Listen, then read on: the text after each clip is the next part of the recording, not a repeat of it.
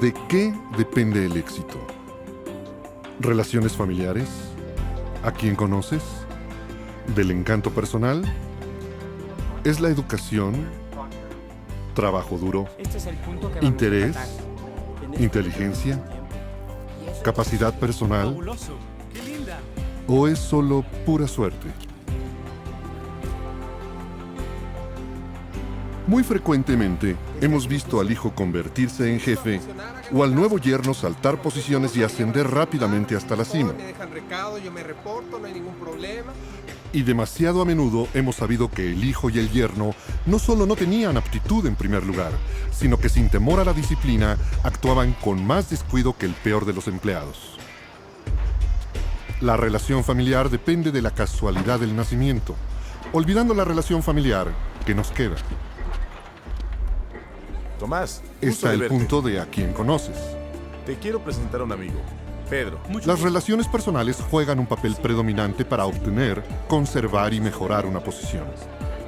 Gracias. Gracias. Y luego está el asunto del encanto personal. ¿Cuántas veces hemos visto al joven con buena prestancia ascender velozmente por encima de sus mayores, quizá porque sabía contar el chiste apropiado o jugar golf ligeramente peor? Para quien ha envejecido y sea incluso algo suspicaz en el mundo del trabajo, estos primeros factores parecerían ser preponderantes.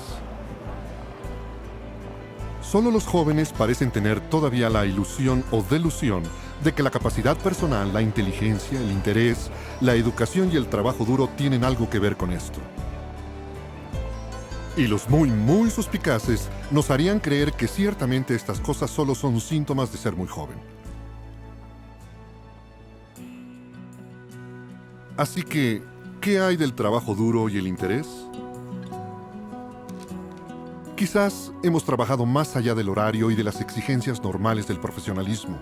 Quizás hasta hicimos a un lado y descuidamos nuestra familia y nuestra vida. Nos hemos desvelado y usado nuestro tiempo libre para encontrar soluciones que salven a nuestra empresa. Solo para ver que el perezoso al que despreciamos recibe mejor paga. Tristemente, los factores de educación e inteligencia parecen no tener efecto alguno en nuestros destinos cuando la persona entrenada es aventajada por alguien que no tiene título alguno, más allá de un cierto grado de empuje. Hemos visto al ignorante y al torpe dirigiendo enloquecidamente a las multitudes, pero no estoy solo. y al sabio aconsejando a pocos. Ante este caos confuso de causas fortuitas para el éxito, la capacidad personal parecería ser algo ¡Se desperdiciado. trata de gustos superficiales! Hemos visto desdeñadas las capacidades de ¡Es otros actuación de lo que estamos hablando! y las nuestras desperdiciadas. Está bien, gracias. Suficiente. ¿Qué? Hemos visto crecer al inepto y al capaz quedarse desaprovechado e incluso desempleado. Así que la capacidad personal no parecería ser el factor que antaño podría haber sido. Y tal vez empecemos a sentirnos como pequeñas ruedas dentadas en los estruendosos engranajes del destino. Y así, parece que nuestro éxito depende de un caos de causas, todas ellas fuera de nuestro control. Entonces, seguramente debe ser de la suerte, y nada más que la suerte, de lo que depende todo. Nos esforzamos. Nos vestimos bien para solicitar un empleo. Nos presentamos diariamente en el trabajo. Movemos los papeles, o las cajas, o las piezas de maquinaria de una manera que esperamos sea aceptable. Y nos vamos a casa en un transporte abarrotado y esperando otro día de tediosa labor. Comenzamos un curso por correspondencia o en la escuela nocturna para lograr una pequeña ventaja sobre nuestros competidores, y a menudo lo abandonamos antes de terminarlo. En ocasiones parecemos incapaces incluso de esto para ayudarnos en nuestro camino contra hechos aparentemente fortuitos. Nos enfermamos o lastimamos. Agotamos los días de licencia por enfermedad. Difícilmente recuperados, nos encontramos ahora sin empleo.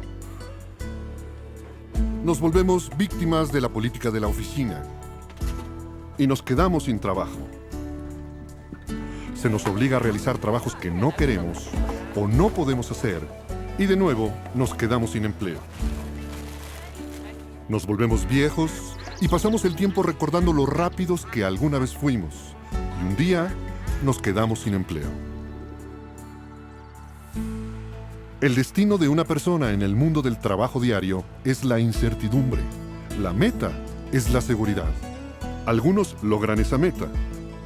El resto nos preocupamos día tras día, año tras año, acerca de nuestra capacidad para conseguir trabajo, conservarlo y mejorar nuestra suerte.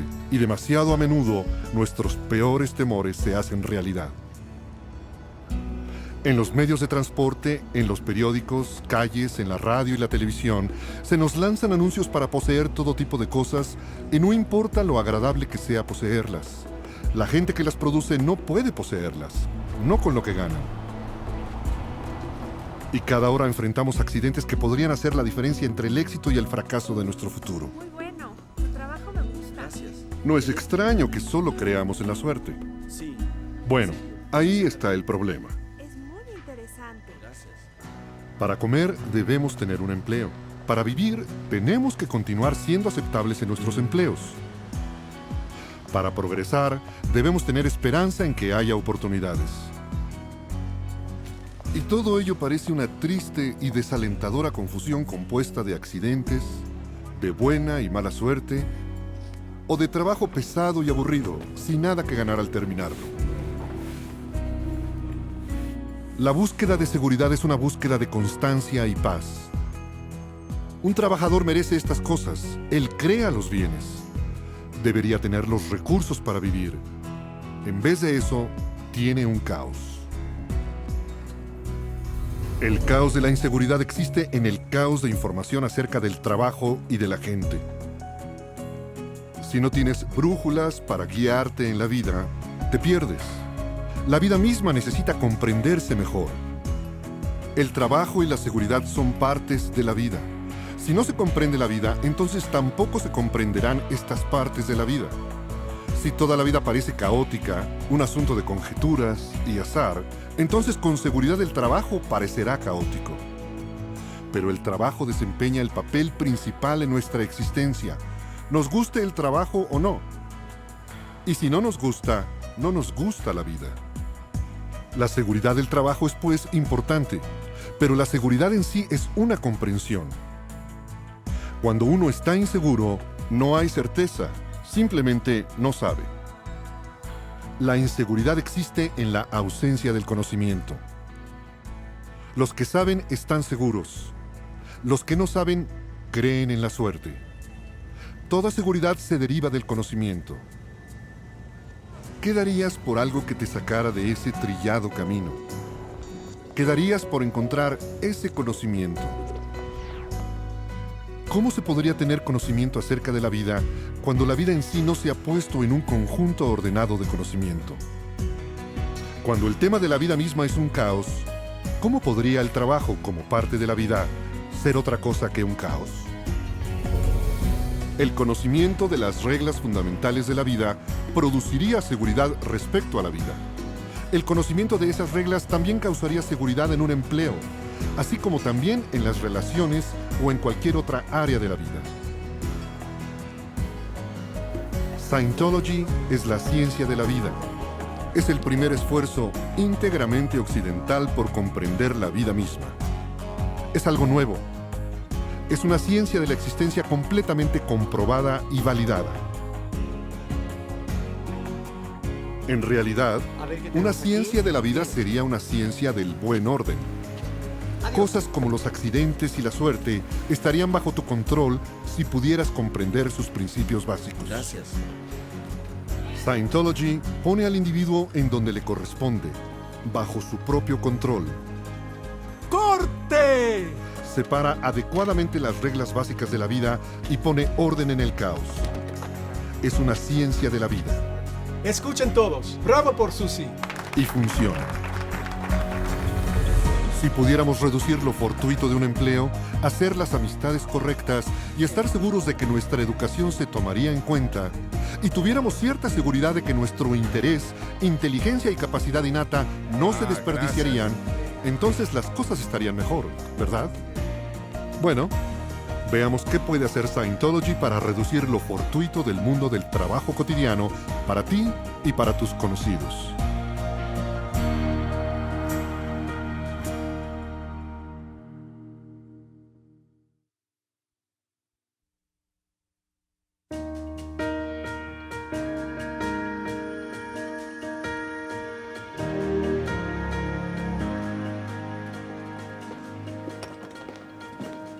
La mayoría de nosotros nos preocupamos una que otra vez por nuestra capacidad para conservar un trabajo, forjarnos una carrera exitosa y lograr estabilidad. Cuando examinas los muchos factores que pueden perturbar tu vida y socavar tu seguridad, te da la impresión de estar en una confusión, y con razón. ¿Qué es exactamente la confusión? Una confusión puede definirse como cualquier conjunto de factores o circunstancias que no parecen tener ninguna solución inmediata. Más ampliamente, una confusión en este universo es movimiento aleatorio. Por ejemplo, si estuvieras en medio de un tráfico intenso, probablemente te sentirías confuso por todo el movimiento zumbando a tu alrededor. O si como recepcionista te llegaran 10 llamadas al mismo tiempo, podrías sentirte confundida. O si siendo jefe de un almacén tuvieras 3 emergencias y un accidente, todos al mismo tiempo, vaya, lo único que me faltaba. Tú y el almacén estarían en un estado de confusión. Las confusiones, no importa cuán grandes y formidables puedan parecer, se componen de datos, factores o partículas. Tienen partes.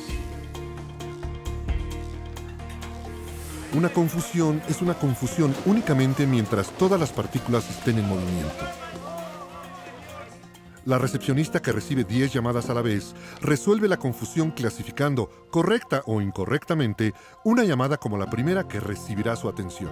Gracias por llamar. La confusión de 10 llamadas a la vez se vuelve menos confusa cuando ella selecciona una llamada para contestarla. ¿Puedo ayudar? Un momento. El jefe del almacén, que se enfrenta a 3 emergencias y un accidente, solo necesita elegir su primer objetivo de atención para comenzar a poner orden de nuevo. Juan, lleva al jefe y a los clientes de nuevo a la oficina. Mientras no se seleccione un dato, un factor, un detalle, en una confusión de partículas, la confusión continúa. En Scientology, esto se llama la doctrina del dato estable. Aquello que se selecciona y utiliza se vuelve el dato estable para lo demás. Cuando todas las partículas parecen estar en movimiento, detén una y ve cómo las demás se alinean en relación a esta. Y verás que habrá menos confusión. Cualquier cuerpo de conocimiento se construye a partir de un dato. Ese es su dato estable. ¿Alguna vez has intentado y fallado en enseñarle algo a alguien?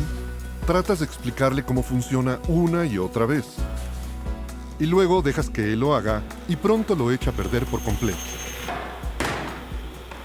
Piensas tristemente, ¿no entendió? Simplemente no lo captó. Quizá pensaste que él era estúpido. No lo era.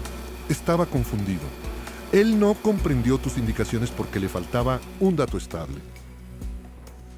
Primero, un hecho tenía que serle claro.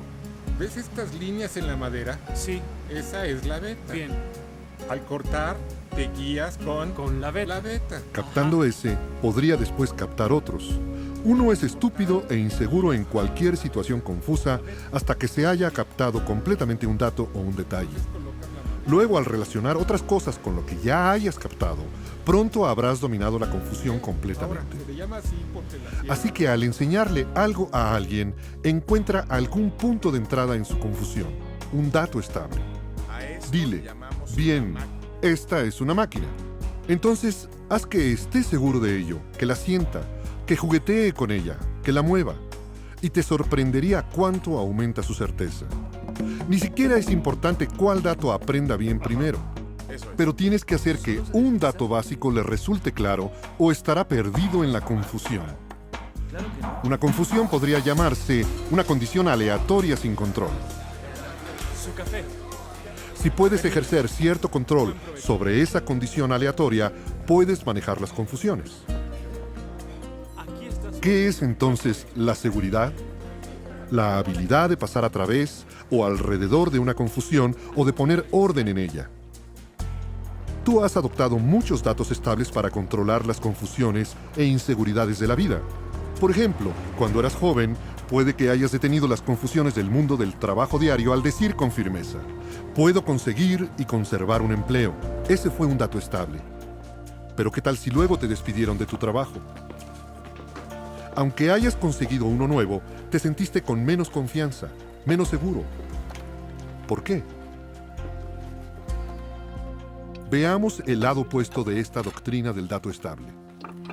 Cariño, parece que el pavo estuvo en el horno un poco más de la cuenta. Digamos que una mujer ha tenido problemas con su suegra. Laura. Querido, ¿tu lavaplatos no está funcionando? Mamá, por favor.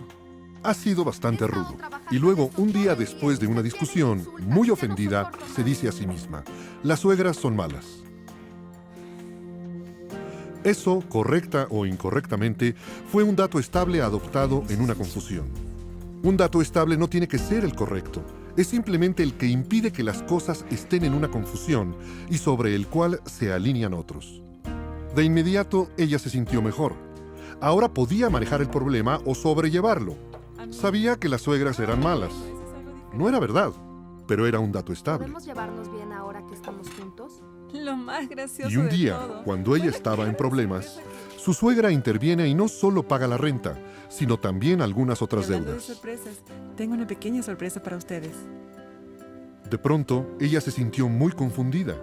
Pero este acto de amabilidad no debería confundirla. Entonces, ¿por qué se desconcertó al respecto? Porque se ha sacudido su dato estable.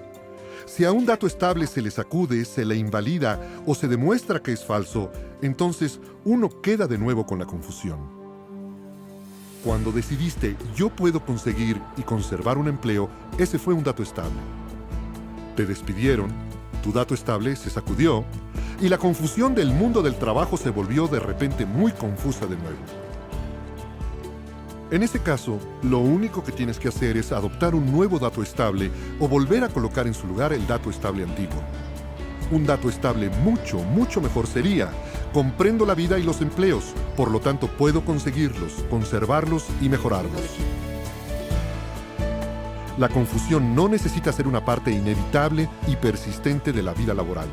Gracias. Usando la doctrina del dato estable, se puede gradualmente introducir orden y comprensión en cualquier situación. De este modo, una emergencia, una máquina, un trabajo o la vida misma se puede mirar y comprender.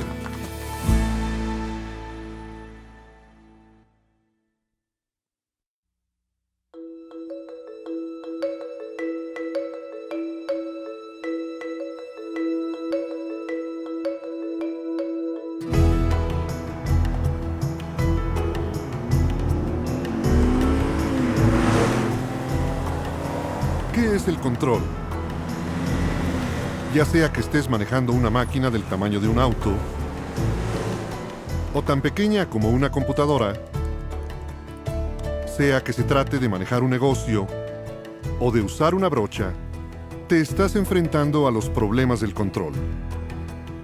Así como una bailarina debe controlar su cuerpo, un obrero debe ser capaz de controlar su cuerpo, la maquinaria de su oficio y, en cierto grado, su entorno.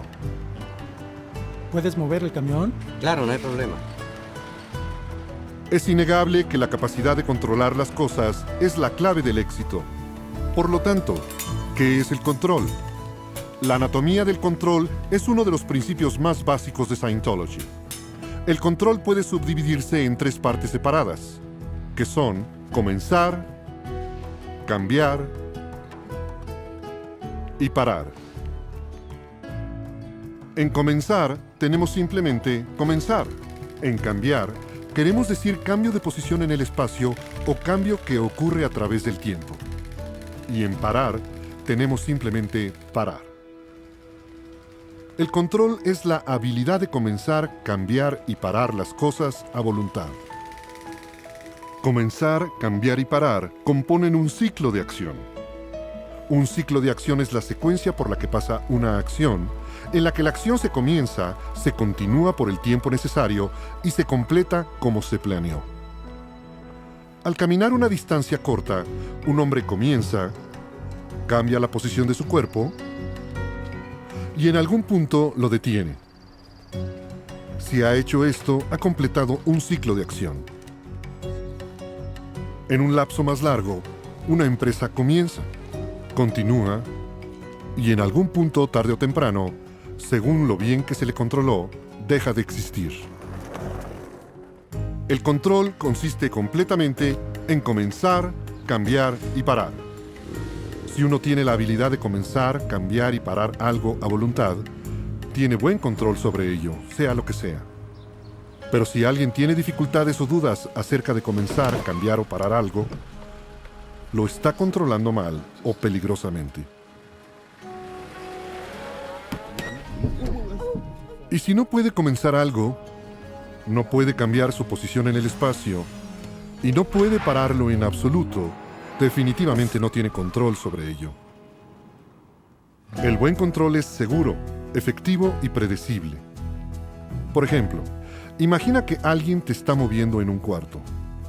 Primero dice que vayas al escritorio. Para ello, tendrías que comenzar, cambiar la posición de tu cuerpo y detenerte. ¿Cuál es el importe? Luego dice que vayas a la silla Eso lo veremos mañana y lo en la haces. tarde. Luego te envía a la puerta. Cerca de 20. ¿Cuál es Aunque el parezca extraño, esto no te molestaría siempre y cuando fueras capaz de completar cada ciclo de acción antes de comenzar veremos otro. mañana Pero en la miremos tarde. esto de nuevo. Por ejemplo, imagina que te dijera que fueras al escritorio, Hágame caso a lo pero le que digo. antes de llegar ahí, te dijera que hicieras algo Le más. estoy diciendo que vaya al escritorio. Pero antes de que hicieras eso, Si yo te soy dijera la que única hicieras persona otra que puede cosa. hacer las cosas bien. Y luego afirmara que estás equivocada por no haber ido al escritorio. Estarías confusa y molesta. Esto sería mal control, ya que no te permite terminar un ciclo de acción Bien aquí. antes de exigirte Yo otro. soy la única persona que puede hacer las cosas bien aquí. El mal control es incierto e impredecible. Puede haber tanto que algunos de nosotros empezamos a creer que todo control es malo, lo cual no es cierto. De hecho, no hay mal control. Es de hecho no control, porque uno controla algo o no lo controla. El buen control consistiría en conocimiento y efectividad. Por ejemplo, un negocio tiene un buen ejecutivo. Él puede diestramente comenzar, cambiar y parar las diversas actividades de su empresa. Puede comenzar, cambiar y parar la diversa maquinaria de su taller. Puede comenzar, cambiar y parar la materia prima y los productos de su fábrica. Y puede comenzar, cambiar y parar diversas actividades y dificultades laborales. Pero sin importar lo bueno que sea, un ejecutivo no puede manejar la empresa él solo. Necesita empleados dispuestos a que él los comience, cambie y pare, y quienes comiencen, cambien y paren a la gente y a las actividades en sus propias áreas. Una persona cuerda y en muy buena condición no toma a mal el control bueno y efectivo, y es por otra parte bastante capaz ella misma de usar control bueno y efectivo en personas y objetos. Pero al que no está en muy buena condición, le ofenden las instrucciones más casuales y de hecho no es capaz de controlar las cosas él mismo. Será ineficiente y tendrá muchas dificultades con sus herramientas, su trabajo y su vida. Al rato te veo. Algunas personas abusan del ciclo de acción y están fijas o atoradas exclusivamente en uno de los factores del control. Por ejemplo, hay quienes solo pueden comenzar cosas. Julia. ¿Te acuerdas de lo que platicamos ayer de las ideas que tengo? Bueno, hay tantas cosas que se me han ocurrido que no sé ni por dónde empezar. Este es un Tales personas hablan con mucho entusiasmo acerca de comenzar, pero realmente nunca parecen ponerse en marcha. Esteban, Luego hay quienes insisten en pararlo todo, No, paren, paren. ¿Qué están haciendo aquí? Yo no les dije que hicieran pero eso. no pueden comenzar o cambiar algo ellos mismos. Algunas personas están fijas en cambiar, Bájalo. No, cambie de opinión. Regrésalo. quienes siempre tienen que cambiarlo todo. Regrésalo. Si se emite una orden, la cambian. Aguanta. Tenemos que sacarlo, pero no. Regrésalo. Si reciben la palabra ir, la cambian por quedarse. Tú, mueve el camión de ahí. O hay quienes quieren que todo permanezca igual, sin cambiar nada. El dueño de un negocio que se rehúsa a cambiar la forma de manejarlo, se encuentra con estrategias y maquinaria anticuadas y yendo rápidamente a la quiebra. Y también hay gente que es incapaz de cualquiera de los factores del control. La incapacidad de comenzar, cambiar y parar las cosas produce desesperación, incompetencia y confusión continua. Nos sentimos confusos cuando en una situación no hay algo que podamos detener. Pero si podemos detener una sola partícula o dato en una confusión, hemos comenzado a controlarla. Por lo tanto, un dato estable es un paro. Por ejemplo, cuando esta chica toma o para una llamada, ha comenzado a controlar la confusión. Entonces puede tomar otra y así sucesivamente hasta que cambia la condición del conmutador Buenos días, MBL. de una confusión total a una situación manejada. La confusión es contagiosa. ¡Ey, muchachos! ¿No le están poniendo Si trabajas ganas? con ¿Qué está mucha gente pasando? que es incapaz, comenzarás a sentirte incapaz tú mismo. ¡Vamos! Por lo tanto, no basta con ser capaz de controlar tu trabajo. Debes también ser capaz de tolerar la confusión de quienes te rodean y ser capaz de ayudarles a controlar las cosas con las que están involucrados. Casi todo el tema del control se resume en la capacidad de comenzar, cambiar y parar personas y cosas. Hemos visto que el ciclo de acción es comenzar, cambiar y parar. Este es comparable a otro ciclo de acción, el de la vida misma. El ciclo de acción de la vida es creación, supervivencia y destrucción. Creación es comenzar. Se podría decir que la supervivencia es cualquier cambio, ya sea en tamaño, edad o posición en el espacio. Y la destrucción es, por supuesto, parar, el fin del ciclo de acción. La gente creativa, como los artistas, escritores y diseñadores, son quienes comienzan o crean nuevas ideas, movimientos o invenciones. Entre nosotros también hay personas muy racionales cuya mayor capacidad es hacer que las cosas perduren. También pueden comenzar y parar cosas, pero dependemos de ellas para que sobreviva un negocio u operación. Luego, hay aquellas personas cuya especialidad en la sociedad es parar o destruir cosas. La policía, por ejemplo, existe para detener cosas en la sociedad consideradas indeseables. Por lo tanto, debemos reconocer que un equilibrio entre estos tres factores de comenzar, cambiar y parar es necesario no solo para un individuo, sino para cualquier negocio o grupo bien ordenado y equilibrado. Para quien desea hacer un buen trabajo y tener una carrera exitosa, casi es suficiente con que comprenda completamente su trabajo para que ninguna de sus partes lo confunda y así pueda comenzar, cambiar y parar cualquier cosa con la que él se relacione en ese trabajo. Bien. Preciosa, Amanda. También debe ser capaz de tolerar sin inquietarse que sus superiores hagan que él comience, cambie y pare. La posesión más grande que uno podría tener sería una tranquilidad mental respecto a lo que está haciendo. Así. ahí Y eso está. viene de la habilidad de comenzar, cambiar y parar las propias actividades, el cuerpo y Fabulosa. su entorno. Qué bonita. Así, Un el favor. secreto de hacer un buen Más favor. trabajo es el secreto del Sí. control mismo.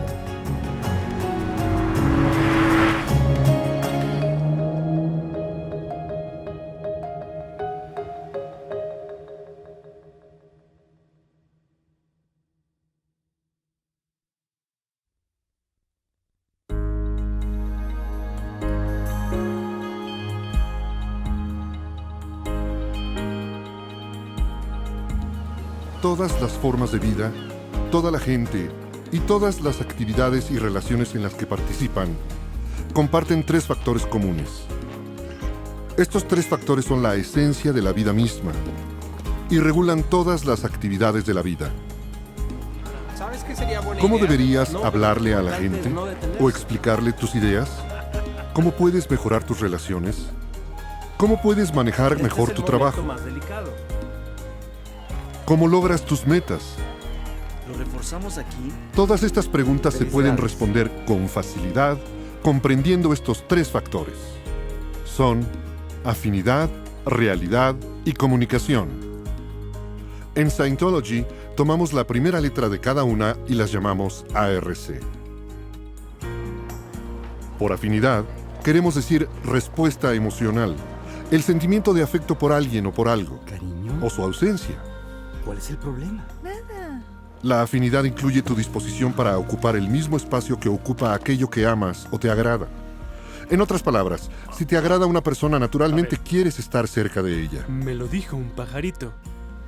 De la misma manera, si no te agrada alguien o algo, quieres alejarte de esa persona o cosa. Por realidad, queremos decir los objetos sólidos, las cosas reales de la vida. La realidad es acuerdo. Lo que acordamos que es real, es real. Por ejemplo, dos personas que están de acuerdo en que los perros son las mejores mascotas, comparten una realidad común acerca de los perros. Soy Luisa. Hola, soy Leo. Mucho gusto. Y por comunicación queremos decir el intercambio de ideas entre dos personas. Vamos de arriba para abajo. En Scientology, afinidad, realidad y comunicación forman lo que se llama el triángulo ARC. Es un triángulo debido a que sus 3 puntos se relacionan y son mutuamente interdependientes. Por ejemplo, es tu primer día en un trabajo nuevo. Ahí el entorno y su gente son desconocidos para ti. Es decir, tienes muy poca realidad acerca de ellos. Y ya que no conoces a nadie, todavía no tienes ninguna afinidad por ellos. Pero al comenzar a comunicarte con las personas, encuentras que tienes cosas en común con ellas. Creo que tal vez podríamos implementar un Y proyecto. tu de afinidad por conexión ellas más aumenta y se vuelven más reales bien. para ti. Y a medida que el entorno se vuelve más y más familiar para ti, aumenta también tu disposición y deseo de estar ahí. Sí, Como puedes ver, estos factores son tan dependientes unos de los otros que si aumentas un punto del triángulo, los otros 2 puntos aumentarán también. E igualmente, ningún punto se puede disminuir sin que también se disminuyan los otros 2. Puede que hayas observado esto en tu vida. Si alguna vez has tenido un desacuerdo con una amiga, espera, no te enojes. tu afinidad por esa persona disminuirá y no querrás hablarle o tal vez ni siquiera querrás estar cerca de ella. Ahora sabes que para repararlo, las dos tienen que reunirse y hablar al respecto. Cuando lo hacen, cada quien explica su propia realidad acerca de lo que sucedió. Al hacerlo así, cada una adquiere más realidad acerca de cómo la otra persona ve la situación y logran algún acuerdo acerca de lo que sucedió. Esto eleva de nuevo su afinidad mutua y la molestia queda manejada. ¿Parece bien? Al aumentar un aspecto del triángulo, en este caso la comunicación, aumentas la afinidad y la realidad. ¡Qué increíble! Este triángulo tiene muchas aplicaciones en la vida. Por ejemplo, ¿cómo entra en comunicación la gente, una con otra? ¿Cómo le hablas a alguien que quieres conocer o con quien quieres hacer negocios? Simplemente encuentras algo agradable acerca de la persona y comentas algo con lo que ella pueda estar de acuerdo. Ajá, realmente me encanta. Al encontrar algo con lo que ambos puedan estar de acuerdo, Sí, establecen hablo más una alto. realidad común. Déjame ver ese currículum. Ese es un hermoso velero, señor. ¿Te gusta navegar? Sí, señor. Entonces, mantienes tanta afinidad como sea posible, sabiendo que hay algo que puede agradarte acerca de esa persona, y entonces puedes hablar con ella. De hecho, la comunicación es el más importante de estos 3 factores. Se puede decir que el triángulo comienza con la comunicación, lo cual produce afinidad y realidad. En otras palabras, solo por la comunicación con una cosa o con una persona, estas pueden volverse reales para nosotros y podemos sentir algo respecto a ellas. Las relaciones, tales como los matrimonios, se hacen pedazos simplemente debido a un fracaso en la comunicación. Cuando la comunicación comienza a faltar, la afinidad comienza a disminuir, la gente se tiene secretos y su afinidad se acaba. Donde alguna vez hubo un brillante y hermoso futuro y una enorme cantidad de afecto, el ARC parece desaparecer por completo. No solo puede suceder esto con las personas, sino también con los objetos. Por ejemplo, una persona que ha intentado y no ha podido controlar los instrumentos con los que trabaja, perderá su afinidad por esos instrumentos. A la larga, no le importarán o incluso no podrá usarlos.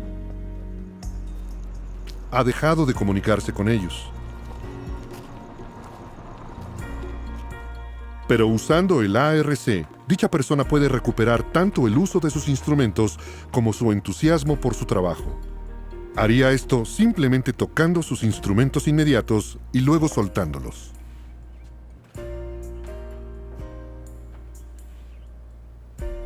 Haría esto repetidamente. Tocarlo y soltarlo. Tocarlo y soltarlo. Se está comunicando con el instrumento y este se está volviendo más real o sólido para él. Puede que se aburra de tocarlo y soltarlo una y otra vez, pero debe continuar haciéndolo hasta que esté entusiasta al respecto.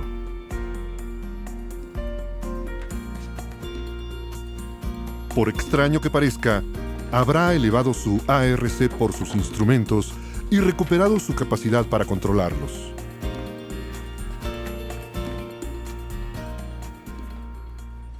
En cuanto a las personas con las que trabajas, bueno, con frecuencia ponen objeciones a que se les toque, pero puedes comunicarte con ellas. ¿Y realmente? Eso es todo lo que hago. Escucha lo que tengan que decir y acusa recibo a lo que te digan. Muy bien, y esa es muy buena idea. ¿Entiendes lo que... Di lo que quieras decirles con la suficiente gentileza y con la frecuencia suficiente de manera que realmente lo reciban. Eso es lo primero. Si realmente te comunicas y te comunicas bien con ellas, mejorarás tu capacidad para asociarte con ellas y coordinar sus actividades. El triángulo ARC es una de las herramientas más valiosas de Scientology. Afinidad, realidad y comunicación son las claves para crear y mejorar las relaciones humanas, para aumentar tu comprensión de la gente, del trabajo y de todo aspecto de la vida.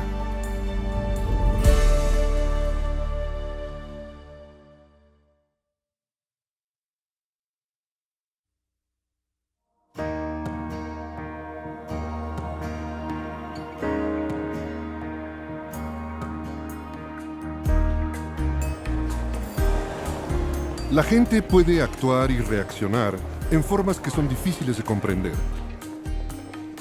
Parece imposible predecir si alguien será veraz. No tienes idea de lo que está pasando. O confiable. O si será un buen empleado. O un buen amigo. ¿Cuánto vas a tardar en arreglar mi computadora? Tratar con gente todos los días puede hacer que te sientas que vas en una montaña rusa emocional. Las emociones humanas pueden parecer desconcertantes e impredecibles si no se entiende cómo se relacionan unas con otras. Hemos visto cómo la afinidad, la realidad y la comunicación forman un triángulo, ya que cada una se relaciona y apoya a las otras. Ahora vamos a ver la forma en que estos tres factores se relacionan con el espectro de la emoción humana. Cuando hablamos de afinidad, queremos decir el sentimiento de amor o de agrado por alguien, o por algo. Increíble. O la falta de ello. ¡Oh, qué asqueroso! Es tu respuesta emocional a la gente y a las cosas. Hay muchas emociones diferentes y cada una representa un nivel diferente de afinidad. Hola. Su correo. Gracias. En Scientology, a estos niveles emocionales se les llama tonos y forman una escala de emociones, una siguiendo a la otra. A esta se le llama la escala tonal y comienza muy por debajo de apatía. En otras palabras, una persona que está en el nivel de tono de subapatía no siente ninguna emoción acerca de tema alguno. La gente siempre sube por estos tonos, uno tras otro. Por ejemplo, una persona por debajo de apatía ascenderá a apatía. Cuando mejora su nivel de tono, una persona que está en apatía siente pesar. Luego, miedo. Luego, enojo. Pasando por antagonismo y aburrimiento, hacia los tonos más elevados de entusiasmo y serenidad. Una persona puede bajar en la escala tonal por 10 minutos. ¿Cuántas veces les he dicho que no corran dentro de la casa? Y luego volver a subir. Que no me O puede bajar en la escala tonal por 10 años y no volver a subir. La gente puede estar crónicamente en un cierto nivel de tono. Por ejemplo, tal vez conozcas a una persona que esté crónicamente en el tono de pesar. La vida es triste para ella y parece estar siempre a punto de llorar acerca de algo. O a una persona que está atorada en el nivel de tono de enojo. ¡Haga el trabajo! Siempre están enojados acerca de todo. ¡Tú! El entorno no amerita que ellos se enojen, pero están enojados de cualquier forma. ¡Llévate esto!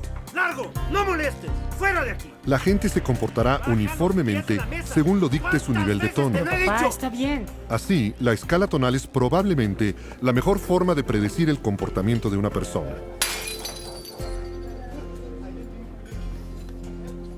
Por ejemplo, un trabajador que está por debajo de apatía está por debajo del nivel de ser capaz de responder a cualquier cosa. No puede comenzar, cambiar ni parar nada, de manera que no puede controlar nada. Y él no está ahí a tal grado que no se le puede controlar. Cometerá errores y si ocurre una emergencia real, no responderá apropiadamente y ocurrirán los accidentes. Compáralo con una persona que está entusiasta. Esta persona tendrá buen control de la gente y de las cosas con las que trabaja.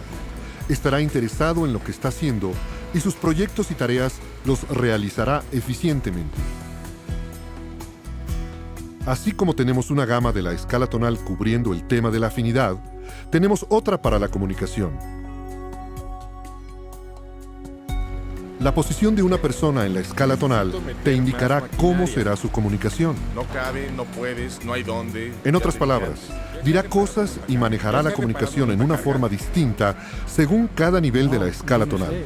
Sí. Por ejemplo, una persona en subapatía realmente no se está comunicando en absoluto. La persona no parece estar ahí, así que sus comunicaciones a veces son extrañas y dirá algo equivocado en el momento equivocado. Estoy buscando mi comida en una bolsa.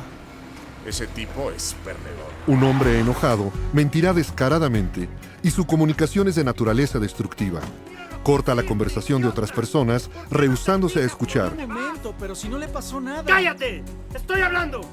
mientras vocifera sobre la destrucción y el odio. Según sube una persona en la escala tonal, se comunica cada vez mejor. Sus comunicaciones son cada vez más directas, precisas y constructivas. Me encanta, muy bueno. Al igual que en la afinidad y en la comunicación, hay un nivel de realidad para cada uno de los niveles de tono. La realidad tiene que ver con los sólidos, la solidez de las cosas. Mientras más alto esté un individuo en la escala, más reales y sólidos le parecerán en conjunto el mundo y la gente. Mientras más bajo esté, más vagos, opacos e irreales se vuelven para él. Si pudieras ver a través de los ojos de una persona en subapatía, verías un mundo muy acuoso, transparente, de ensueño, vago, irreal. Un hombre enojado ve un mundo amenazadoramente sólido. En otras palabras, todos los sólidos le plantean una brutalidad. ¡Muévanse! Una persona que está arriba en la escala tonal puede ver los sólidos como son realmente, y para ella el mundo es un lugar brillante, vívido. La realidad tiene mucho que ver con el acuerdo. La gente y las cosas con las que estamos de acuerdo son más reales para nosotros que aquellas con las que no estamos de acuerdo. Por ejemplo, tú y tu amigo están de acuerdo en que cierta película estuvo excelente. Sí, hombre, está buenísima. Pero una tercera persona no está de acuerdo. No, a mí no me gustó nada. Mientras tú y tu amigo discuten la opinión de esta persona, él de hecho se vuelve menos real para ustedes, ya que tenemos muy poca realidad de las cosas con las que no estamos de acuerdo. Pero también notarás que mientras continúa la conversación, ¿no? Claro que me gustó. Está muy buena. su tono emocional incluso bajará. ¿Saben qué? ¿Me pueden llevar a mi casa, por favor? Oye, espérate. Explícame. ¿Qué te pasa? Según sube y baja el ARC, la gente subirá y bajará por los tonos emocionales. Por ejemplo, al comenzar a comunicarte con alguien que ha sido muy apática hacia ti, bien puede enojarse contigo. No hay respeto. Esto es lo que cada persona tiene. Si tú puedes simplemente perseverar a través de su enojo, ella subirá al tono de antagonismo. ¿Tú crees que soy así? Eso está realmente perfecto, Rosy. Luego de aburrimiento y finalmente de entusiasmo, un nivel perfecto de comunicación. Muchas dificultades en la vida pueden tener su origen en la no comprensión de la naturaleza de estos tonos emocionales y de cómo manejarlos. Comprender la escala tonal de Scientology elimina el misterio del comportamiento humano. Es una herramienta vital para comprender y manejar las relaciones humanas y la vida misma.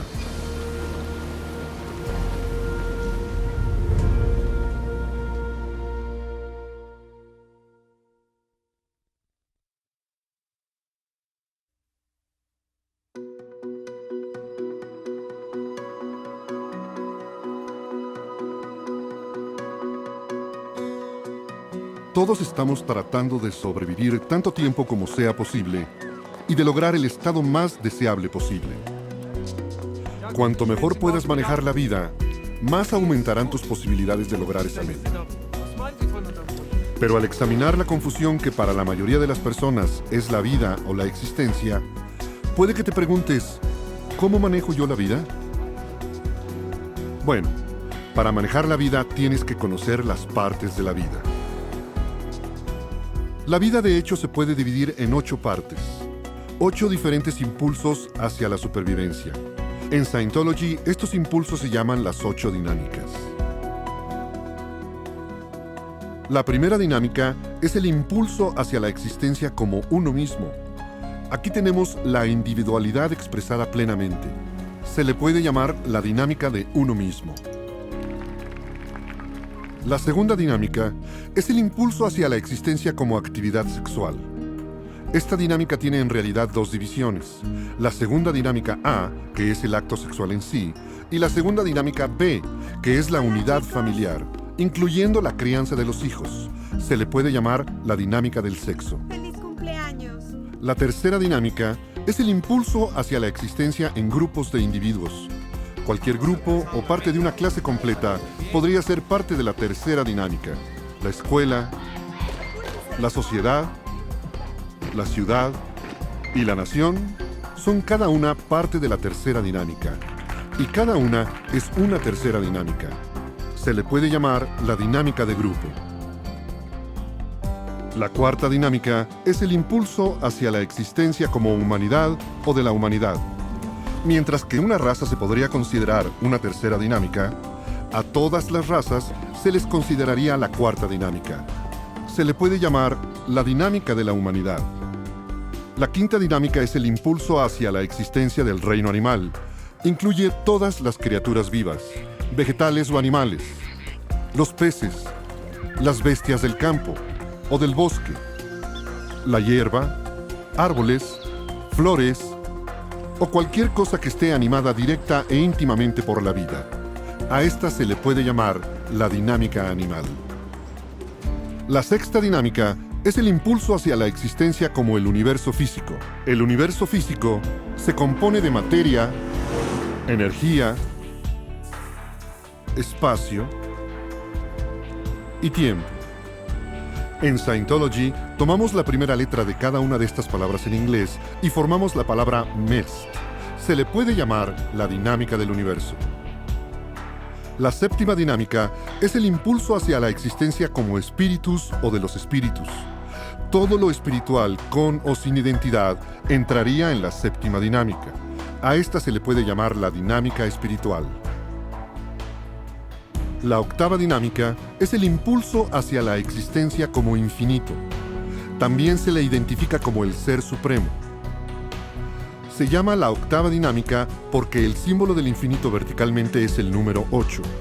Se le puede llamar la dinámica del infinito o de Dios. Las dinámicas se podrían representar mejor como una serie de círculos concéntricos, en donde la primera dinámica sería el centro, y cada nueva dinámica sería sucesivamente un círculo a su alrededor. La característica básica del individuo incluye su capacidad para expandirse en las otras dinámicas, pero solo cuando la séptima o la dinámica espiritual se haya alcanzado completamente, se descubrirá la verdadera octava dinámica o dinámica del infinito. Como ejemplo del uso de las dinámicas, un bebé al nacer no percibe más allá de la primera dinámica, pero conforme crece y sus intereses se extienden hacia el mundo, se verá que abarca otras dinámicas. Cada individuo puede dar más importancia a una o más dinámicas que a las demás. Como ejemplo adicional, alguien que es incapaz de funcionar en la tercera dinámica es incapaz de ser parte de un equipo, y se podría decir que es incapaz de llevar una existencia social. Mientras más dinámicas abarques en tu vida, mejor sobrevivirás. Ninguna de estas dinámicas, de la 1 a la 7, es más importante que las otras, y no necesariamente son iguales entre sí. Y como todas están conectadas, si una dinámica es suprimida o dañada, las demás sufrirán también. Por ejemplo, Una mujer preocupada únicamente por su propia supervivencia decide terminar su matrimonio. No está considerando el efecto negativo que su decisión tendrá sobre el resto de sus dinámicas. Una mala solución haría el menor bien para el menor número de dinámicas, o el mayor daño para el mayor número de dinámicas. Por lo tanto, cuando tienes un problema que resolver, la mejor solución es la que sea el mayor bien para el mayor número de tus dinámicas. Una persona está en su mejor forma y es más feliz cuando está sobreviviendo bien en todas sus dinámicas. Al entenderlas y entender sus interrelaciones, puedes aumentar tu supervivencia y participación en todas ellas. Es entonces una vida que se puede decir verdaderamente vivida.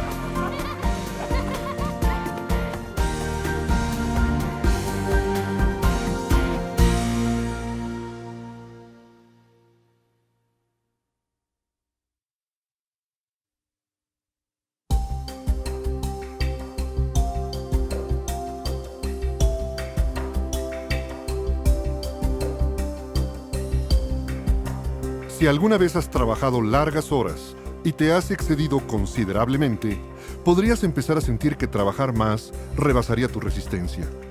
Estás agotado. La idea de hacer ciertas cosas te cansa. Tal vez pienses que debes aumentar tu nivel de energía o forzarte para seguir solo un poco más. Puedes incluso llegar a un punto que está por debajo del agotamiento. Este es el punto de no saber siquiera que estás cansado. Una persona puede convertirse en una especie de títere frenético que sigue trabajando y trabajando sin advertir siquiera que está trabajando, y de repente sentirse agobiado por un cansancio del que ni siquiera estaba enterado. Quizá pienses que la respuesta al agotamiento tiene que ver con la energía, pero en realidad la energía tiene poco, si acaso, que ver con ello, como pronto lo verás.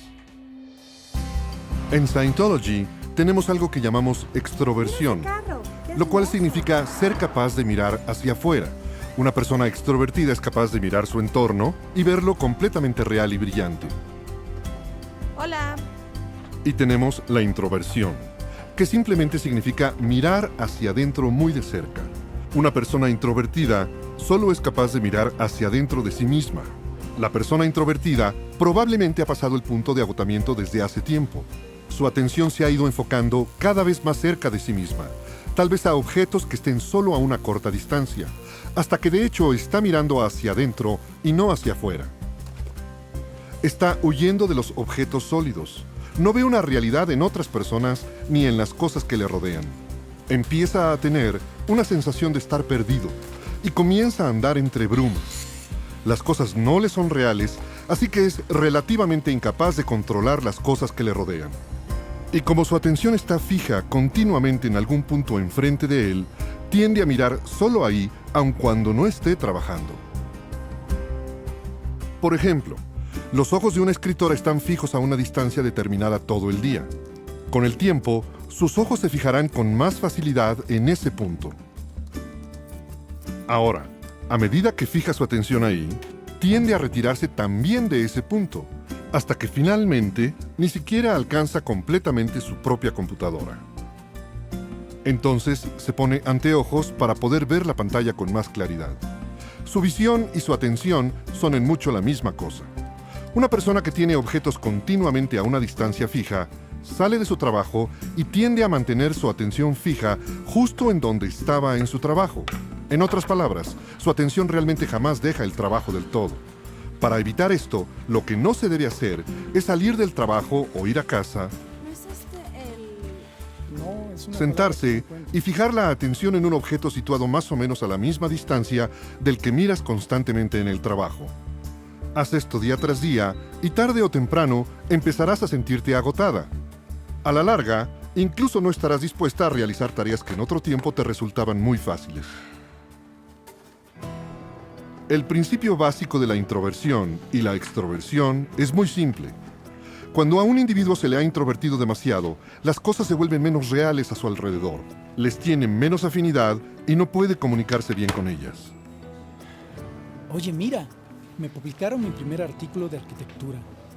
Es más, lo que sí comunica tiende a hacerlo en su nivel bajo de la escala tonal, así que incluso no recibirá bien las buenas noticias. En tales condiciones, se cansa con facilidad. La introversión causa fatiga, agotamiento y después incapacidad para trabajar. Pero hay algunos métodos para recuperar tu vigor y entusiasmo por el trabajo. El remedio para la introversión es la extroversión. Un individuo que continuamente fija su atención en algún objeto del trabajo debería fijarla en cosas del ambiente exterior después de las horas laborales. En Scientology hay un proceso que se conoce como dar un paseo, que es muy fácil de hacer.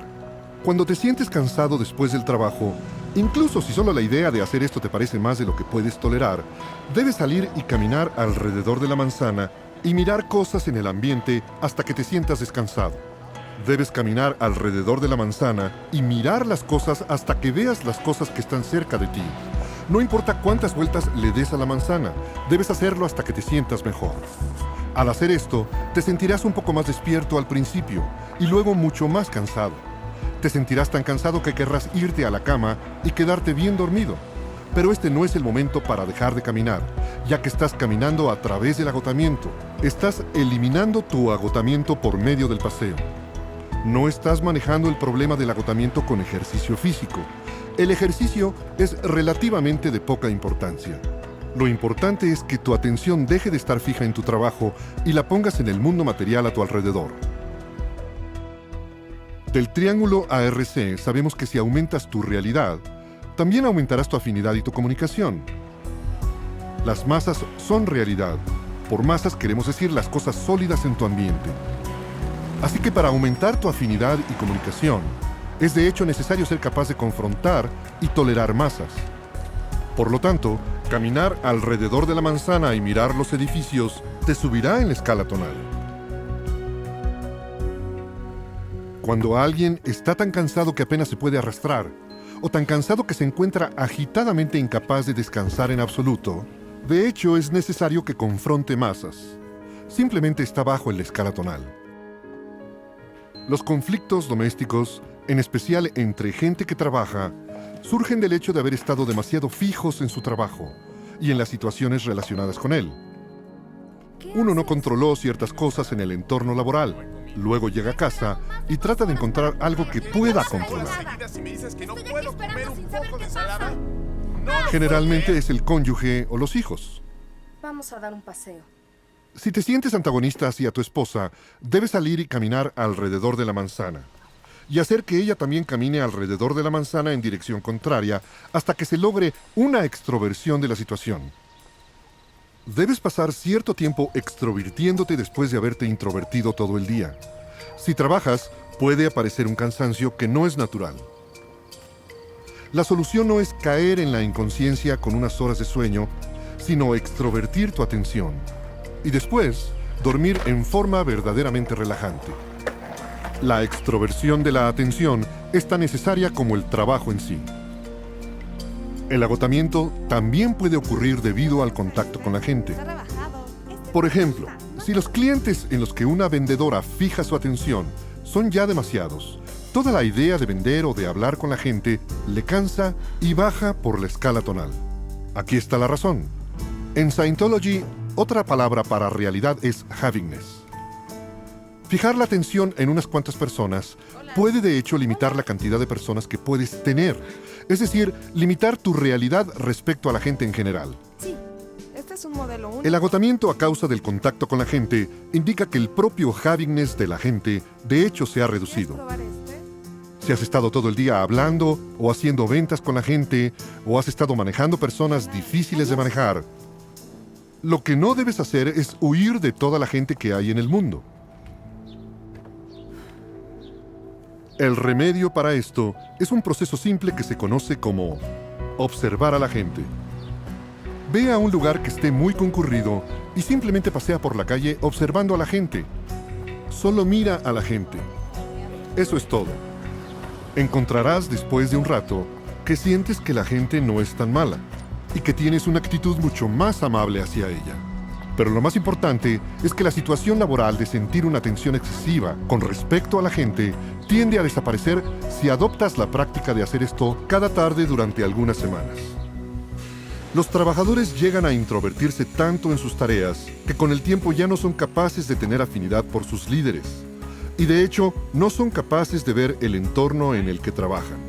Por lo tanto, una persona que tiene que trabajar continuamente bajo techo y en una tarea demasiado fija encontraría un alivio considerable si pudiera salir al exterior y trabajar particularmente en alguna tarea no relacionada con su otro trabajo. Le agradaría hacer y manejar cosas que tendieran a extrovertirlo. El remedio para la introversión es la extroversión, una buena mirada al entorno más amplio y comunicación con él. Nuestro trabajo en número de horas constituye 1/3 de nuestras vidas. No solo nos da sostén, alimenta y arropa a nuestras familias, sino nos da propósito, una sensación de haber cumplido y mucha autoestima. Con estas herramientas simples y eficaces, puedes recobrar tu competencia y entusiasmo por el trabajo y ayudarte a sacarle el máximo provecho a la vida que elijas.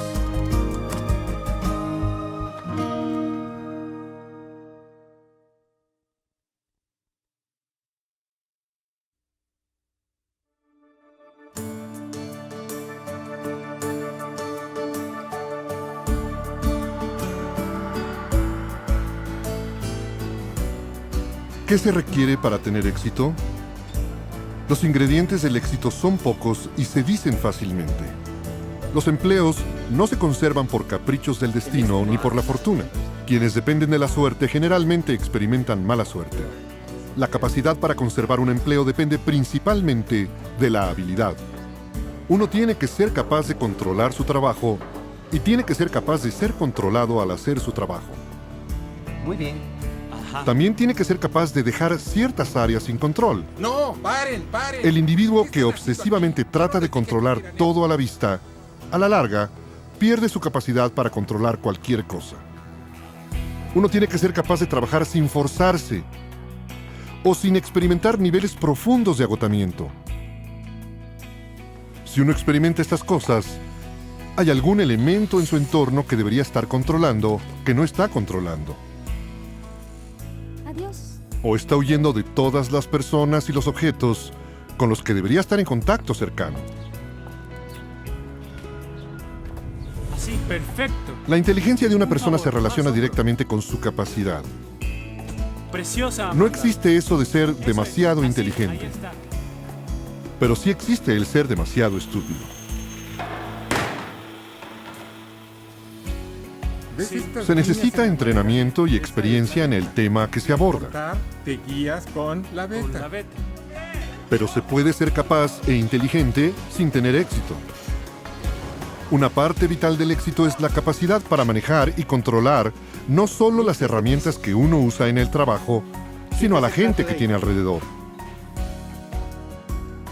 Para hacerlo, uno tiene que ser capaz de un nivel muy alto de afinidad. Excelente. Tiene que ser capaz de tolerar realidades masivas. Y también tiene que ser capaz de dar y recibir comunicación. Si se tiene todo esto, solo queda una ligera posibilidad para el fracaso. El trabajo es el dato estable de esta sociedad. Sin algo que hacer, no existe nada para lo cual vivir. Los hombres que no pueden trabajar no son hombres felices. Con Scientology, los misterios de la vida no son tan misteriosos hoy en día. Scientology se ha abierto paso a través de muchas de las complejidades de la vida y ha puesto al descubierto la esencia de estos problemas.